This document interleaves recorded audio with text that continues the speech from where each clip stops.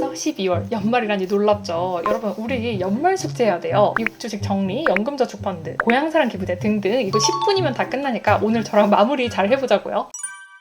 첫 번째, 미국 주식 정리. 우리 미국 직투 직접 투자하는 골지들 많죠. 특히 올해는 상승장이어서 수익을 본 골지들이 대부분일 텐데, 맞죠? 근데 미국 주식은 수익을 실현하면 그에 대한 양도소득세를 내야 돼요. 근데 이 양도소득세 신고가 굉장히 번거롭단 말이죠. 다행인 거는 이 미국 주식 수익 실현 금액에 대해서 연 250만 원까지는 세금을 떼지 않아요. 그리고 이 미국 주식은 손익통산이 되는데, 예를 들어서 A 종목에서 수익이 1000만 원 났는데 B 종목에서 손실이 750만 원 났을 경우에는 이 두 개를 합치면 수익이 250만 원이잖아요. 그럼 이때는 세금을 낼 필요도 없고 신고도 안 해도 돼요. 왜냐면 250만 원이니까. 그리고 이 손실난 종목이 당장은 마이너스인데 이게 갑자기 올라올 수도 있잖아요. 그러니까 팔고 나서 다시 바로 사도 되는 거예요. 솔직히 우리 그런 종목들 있잖아요. 금쪽이 종목. 미래는 안 보이지만 그래도 장기 투자하면 오르겠지 하면서 계속 안 팔고 있는 종목들이 있어요. 근데 여러분, 우리 다른 종목에서 이제 수익 좀 났다면 이런 종목들은 좀 과감하게 보내줍시다. 이거 지금 팔면 양도세도 줄일 수 있고 손실 금액 좀 더 아꼈다 생각할 수도 있겠죠. 양도소득세는 1월 1일부터 12월 31일까지 총 손익 금액이거든요. 근데 넉넉히 한 12월 24일 전까지는 매도를 한다고 생각하는 게 좋아요. 장기 투자 하더라도 매년 250만 원은 꼭 정리해보기. 두 번째, 연금저축펀드 납입. 이거는 연말정산 때 돈 돌려받는 거죠. 얼마나 돌려받냐면 연소득 5,500만 원 이하면 연 600만 원을 납입했을 때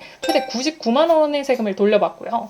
5,500만 원 초과는 최대 약 79만 원을 돌려받을 수 있어요. 근데 연금저축은 만 55세 이후로 수령이 가능하니까 소득이나 자산이 적은 사회초년생들은 당장 이거 세액공제 받겠다고 많은 돈을 넣을 필요가 없겠죠. 제가 소득별 추천 금액을 좀 각자 무리 없을 정도로 이렇게 정해봤거든요. 요거 참고해 보셔서 넣어보시면 좋겠죠. 그리고 연금저축 세액공제는 한 해 동안 납부한 금액에 대한 세액공제다 보니까 내가 올해 1월 1일부터 차근차근 매월 납입하지 않더라도 이번에 일시금으로 몇백만 원을 납입하면 그에 대한 세액공제를 받을 수 있어요. 그러니까 당장 연저펀 이게 뭔지 모를지라도 지금이라도 계좌 파서 일시금으로 납입하는 게 좋겠죠. 그리고 또 하나, 이 연금저축 펀드는 굳이 종목을 안 사고 그냥 그 계좌에 돈만 넣어놔도 세액공제가 되거든요. 근데 제가 항상 하는 말, 투자는 빨리 시작할수록 좋다. 몇 년 전에 보여드린 계좌인데 지금은 이때보다 수익률이 훨씬 더 높아요. 지금 주식장이 좀 고점 같더라도 어차피 연금저축 펀드는 최소 20년 이상 하기 때문에 지금 전혀 늦은 거 없다. 그리고 투자 종목에 대해서는 저는 연금저축 계좌가 좀 여러 개인데 전전 직장에서 이제 연금 계좌를 조금 지원을 해줬었거든요. 그래서 이것저것 한번 사봤는데 종목은 여기 이것처럼 이름 잘 모르는 잡주 이런 거 하지 마시고요. 물론 잡주는 아니죠. 언젠가는 유망한 종목이죠. 근데 우리 투자 종목에는 사실 정답지가 있잖아요. S&P 500이나 나스닥. 하락장 안 두렵다면 나스닥. 하락장이 조금 무서우면 S&P 500. 요거 하시면 되겠죠. 저도 정말 이것저것 투자해봤지만 결국은 S&P 500이랑 나스닥이 최고다. 근데 또 처음 시작하시는 분들은 S&P 500을 증권사에 검색을 하면 종목들이 너무 많을 거예요. 왜냐면 자산운용사들이 여러 개다 보니까 그냥 내가 처음 연금저축 펀드를 시작했을 때 수수료가 적은 ETF 종목이 있을 거 아니에요. 그거를 한번 사가지고 그 이후로는 그 자산운용사의 ETF를 계속 모으면 돼요. 그래서 저는 연금저축 계좌에 코덱스 미국 나스닥을 모으고 있는데 진짜 생전 처음 들어보는 종목, 그리고 앞으로 뭔가 유명할 것 같은 종목, 요런 거 내가 고수가 아닌 이상 절대 투자하지 마시고 웬만하면 S&P 500이나 나스닥 하시는 거 진짜 추천할게요. 아, 그리고 이 연금저축 계좌 만드는 증권사는 지난번 영상에서 추천했는데 투자 금액에 따라서 한국투자증권 또는 KB증권이 제일 좋습니다. 그럼 세 번째, 고향사랑 기부제. 우리나라는 고향사랑 기부제라는 게 있어요. 내가 10만 원을 어떤 지자체에 기부를 하면 연말정산 때 세액공제로 이 10만 원을 다시 돌려주는 거예요. 근데 내가 기부한 지자체에서 3만 원 상당의 답례품을 줍니다. 예를 들어서 네이버에 고향사랑 기부제라고 치면 사이트가 나오는데 여기에 회원가입을 하시고 답례품을 먼저 한번 보면은 되게 다양한 답례품이 이렇게 많잖아요. 당장은 10만 원을 기부하는 것 같지만 이 기부함으로써 3만 원 상당의 상품도 받고 또 연말정산 때 내가 낸 세금 10만 원을 돌려받으니까 굳이 안 할 필요가 없겠죠. 저는 매년 칠곡군에 이 유제품을 받으려고 기부를 하는데 이게 꽤 맛있어서 올해도 여기에 기부를 했습니다. 다만 이런 답례품들은 선착순으로 품절되는 경우가 많다 보니까 이 영상 보시는 대로 고향사랑 기부제 네이버에 검색해서 바로 하시는 게 좋겠죠. 아, 그리고 내가 사는 지역이랑 광역단체는 기부가 불가능하다는 점 참고하기. 자, 그럼 네 번째, ISA 만들기. 아직 ISA 가입 안 한 골지들 진짜 없죠.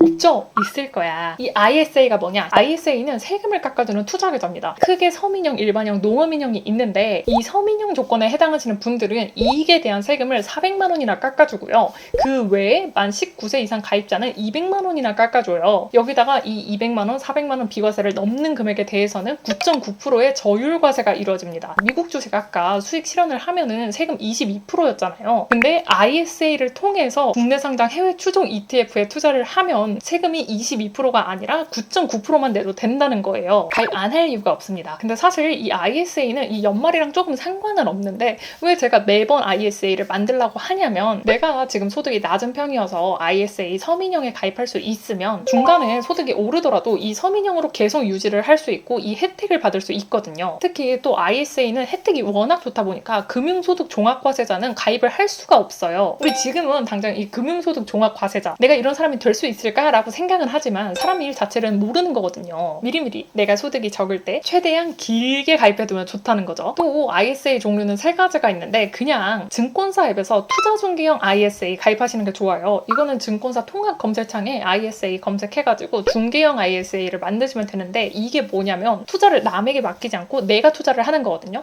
근데 우리 초보자분들은 남이 해주는 게 좋지 않나 이렇게 생각할 거예요. 근데 투자라는 게 정말 별거 없이 아까 말했던 나스닥이나 S&P 500 이거 그냥 매수 버튼 누르면 끝나는 거거든요. 우리 어차피 투자는 개별 종목도 물론 하긴 하지만 S&P 500이나 나스닥 하시는 분들 많잖아요. 근데 이런 경우는 연금저축계좌랑 ISA 이용하면은 세금 적게 낼 수 있으니까 무조건 하는 게 좋겠죠. 그래서 저도 연금저축계좌에도 나스닥을 들고 있지만 ISA 계좌에서도 나스닥을 들고 있어요. 그러니까 아직도 ISA 안 만들었다면 이번에는 정말 꼭 만들어보기. 그럼 5번째 숙제는요. 매년 말씀드리는 거지만 사랑하는 가족 만들기입니다. 혹시 작년에 제 연말 숙제 영상을 보고 이번에도 또 보고 계신 분 있나요? 제가 지난번 연말 숙제 영상 마지막에서 똑같은 말을 했었어요. 내 짝이나 자녀 만들기 얘기를 했는데 저는 그 영상을 찍고 정말 한 달 뒤에 아기를 가져가지고 지금 아기를 낳았는데 그 시간이 벌써 1년이나 지났잖아요. 아기를 낳고 나니까 솔직히 체력적으로는 정말 힘들거든요. 근데 내가 그 아기를 낳기 전에도 정말 행복한 사람이었는데 지금은 정말